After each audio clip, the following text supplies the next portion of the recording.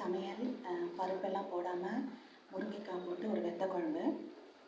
அது எப்படி பண்ணியிருக்கேன்னா, புளித்தண்ணி தேவையான அளவு கரைச்சி விட்டு அதில் முருங்கைக்காய் 2 கட் பண்ணி போட்டு தேவையான அளவு மஞ்சள் பொடி, உப்பு, பெருங்காயம் போட்டு சாம்பார் பொடி 1 டேபிள் ஸ்பூன் போட்டிருக்கேன்.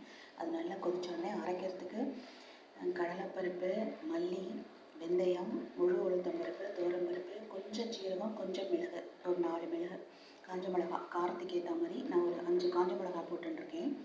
எல்லாமே சேர்த்து வறுத்து தேங்காய் ஒரே 1 டேபிள் ஸ்பூன் தேங்காய் அதையும் வறுத்துட்டு லேசாக அதுக்கப்புறமா அரைச்சிட்டு அந்த அரைச்ச விழுதை அந்த புளித்தண்ணி நல்லா புளி வாசனை போய் கொதிச்சு முடிச்ச உடனே இந்த அரைச்ச விழுதை அதில் போட்டு ஒரு கொதி வந்தோடனே இறக்கி கடுகு, உளுத்தம்பருப்பு, கடலைப்பருப்பு, துவரம்பருப்பு, வெந்தயம் தாளிச்சிருக்கேன் கருவேப்பிலையோட. இது அரைச்சி விட்ட ஒரு வெத்த குழம்பு. இந்த பக்கம் வாழைக்காய் ரோஸ்ட்டு பொரியல். இதுதான் இன்றைக்கி சமையல். ஓகே, சப்ஸ்கிரைப் பண்ணிக்கோங்க. தேங்க்யூ.